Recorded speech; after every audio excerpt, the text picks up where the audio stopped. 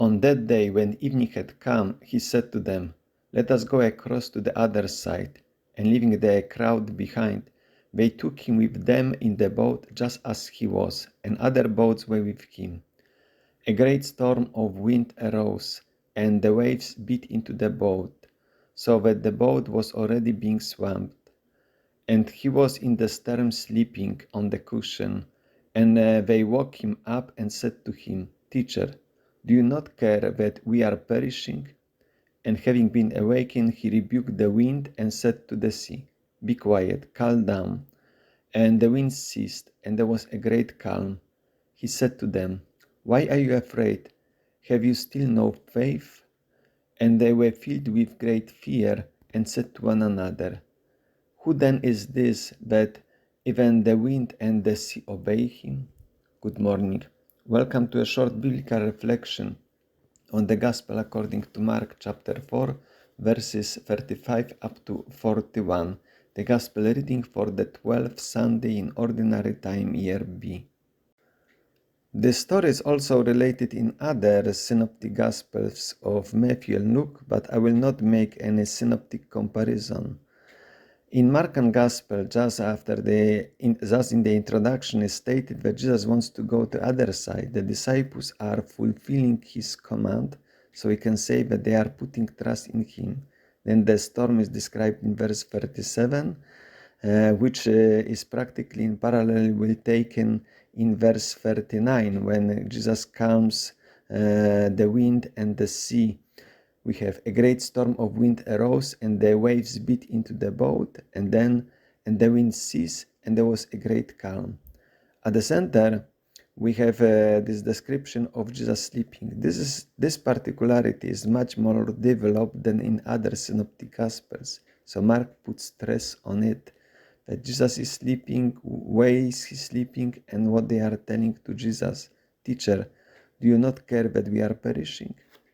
And then in answer to them, after Jesus rebuked the wind and calmed the sea, then he's asking them, "Why are you afraid? Have you still no faith?" At the beginning I stated that they put trust in the Lord, but it was not yet that sufficient faith as was expected from them. Now let us see the biblical context. Sleeping Jesus may recall the concept of sleeping God in Psalm 44, where towards the end, starting from verse 23, we read, "Awake, why do you sleep, O Lord? Wake up, do not reject us forever. Why do you hide your face? Do not forget our misery and our oppression, because our soul collapses in the dust, our belly clings to the ground. Raise up as our help and redeem us for the sake of your faithfulness." So it seems like God is sleeping.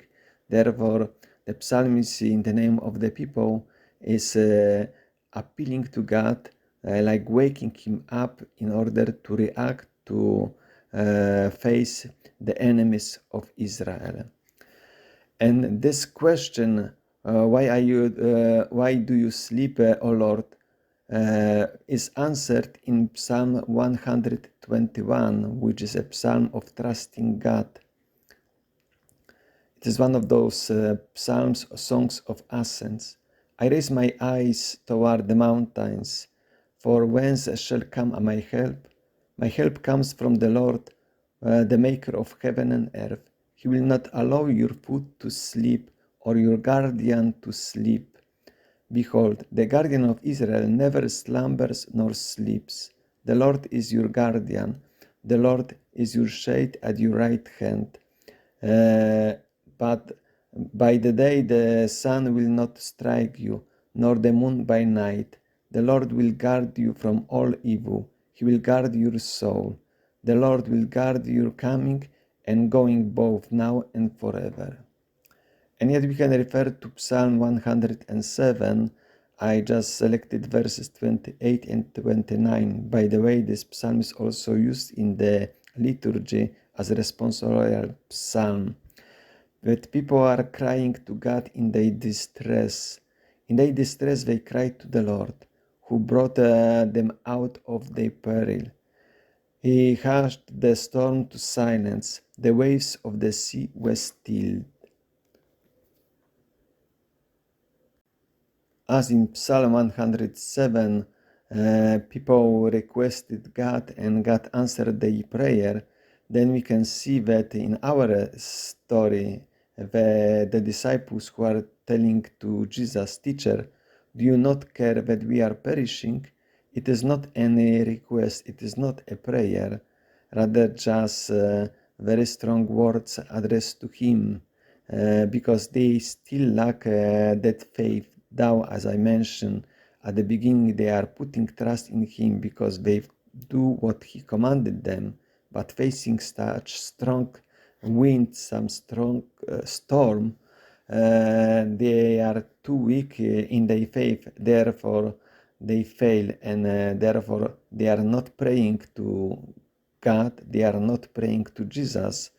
But however, they react somehow from his reaction, because there were witnesses already of some miracles. We are in the chapter